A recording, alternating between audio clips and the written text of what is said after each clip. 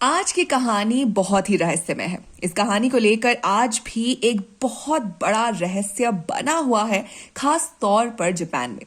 एक शख्स जो कहां से आता है, कहा जाता है, किसी को पता नहीं।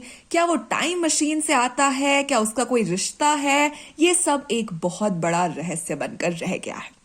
बात है जुलाई 1954 की। 1954 में टोक्यो एयरपोर्ट पर यूरोप की एक फ्लाइट लैंड करती है। सारे पैसेंजर्स एक एक करके उतरने लगते हैं और उनकी तलाशी ली जाती है। उनके डॉक्यूमेंट्स और पासपोर्ट्स वेरीफाई किए जाते हैं।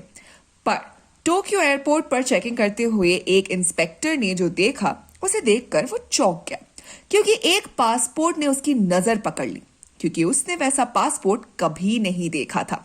उसने पासपोर्ट खोला और सब कुछ देखा और देखकर चौंक गया कि उस पासपोर्ट पर जिस देश का नाम था, उस देश के बारे में कभी उसने सुना ही नहीं था। उस इंसान के पासपोर्ट पर लिखा था टॉरेड। उसने ये देश का नाम पहले किसी भी पासपोर्ट पर नहीं देखा था। उसे लगा कि शायद ही ये ऐसा देश होगा जिसके बारे में उसने सुना ही नहीं होगा। इसीलिए उसने वर्ल्ड मैप उठाया और उस कंट्री को ढूंढने लगा जिसका ये पासपोर्ट था। पूरे वर्ल्ड मैप में टॉरेड नाम का कोई देश ही नहीं बना। इंस्पेक्टर परेशान हो गया। उसने पूछा कि वो कहां से आया है। पैसेंजर ने भी यही जवाब दिया कि वो टॉरेड देश का निवासी है और वो वहीं से आया है और इससे पहले वो यूरोप के देश से होता हुआ आ रहा है।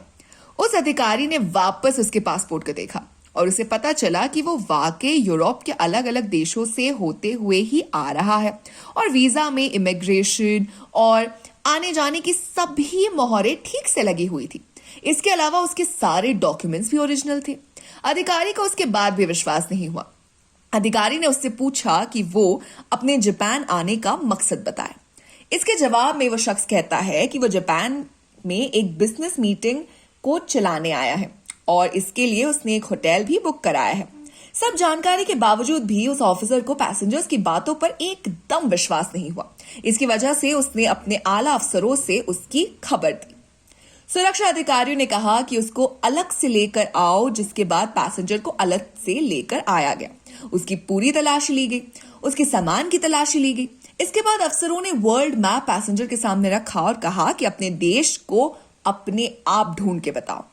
उसने थोड़े ही वक्त में एक जगह में उंगली रख दी। जहां उसने उंगली रखी थी उस देश का नाम था एंडोरा। जब ऑफिसर्स ने कहा कि ये एंडोरा देश है, टॉरेड नहीं, तो वो कहने लगा कि ये एंडोरा देश नहीं है और उसने ऐसा कोई नाम कभी सुना ही नहीं है। वो टॉरेड देश का ही निवासी है। क्योंकि पैसेंजर्स के सारे की डॉक्यूमेंट्स ठीक थे पर उसकी कही बातों का कोई मतलब नहीं बन रहा था, इसीलिए अधिकारियों को लगा कि ये कोई धोखेबाज है और उसे एयरपोर्ट के पास ही एयरपोर्ट के ही होटल में निगरानी में रहने की सलाह दी गई। इसके बाद एयरपोर्ट अथॉरिटी ने उस कंपनी की जांच पड़ताल की जिससे उसकी मीटिंग थी। वहां जाकर पता चला कि उनके मुताबिक ऐसे किसी भी व्यक्ति से उनकी कोई मीटिंग की बात हुई ही नहीं थी। ना ही उस होटल में इस व्यक्ति की कोई बुकिंग हुई थी जिसका उसने नाम लिया था। इसके बाद उस व्यक्ति को उस दिन उसी होटल में रखा जाता है और समझाया जाता है कि अगले दिन उसे कोर्ट में पेश करके फैसला लिया जाएगा। पर अगले दिन जैसे ही सिक्योरिटी गार्ड उसके कमरे का दरवाजा खोलते हैं तो दरवाजा पहले ही खुला हुआ मिलता है और कमरे के अंदर कोई भी नहीं होता।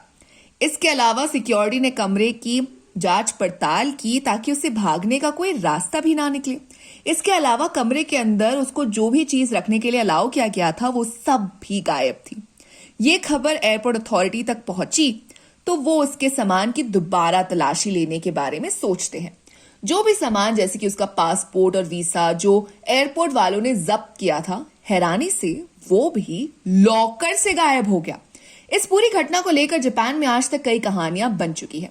कई लोगों का मानना है कि ये व्यक्ति इस दुनिया का था ही नहीं, ये किसी पैरेलल यूनिवर्स का था जो यहां गलती से कुछ समय के लिए पहुंच गया। और कई लोगों का मानना है कि शायद ये कोई भूत था जो कि कई लोगों को दिखाई दिया और फिर गायब हो गया। एक थियोरी का ये भी मानना है कि ये टाइम ट्रैवलर था जो जहां फंस गया था और सही समय देखते ही वो निकल गया।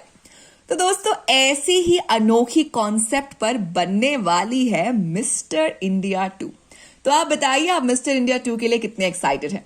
साथ ही अगर आपको वीडियो पसंद आई हो तो इसे लाइक कीजिए दोस्तों के साथ शेयर कीजिए और फिल्मी दुनिया से जुड़े रहने के लिए सब्सक्राइब कीजिए हमारे चैनल बॉलीग्राड स्टूडियोज को।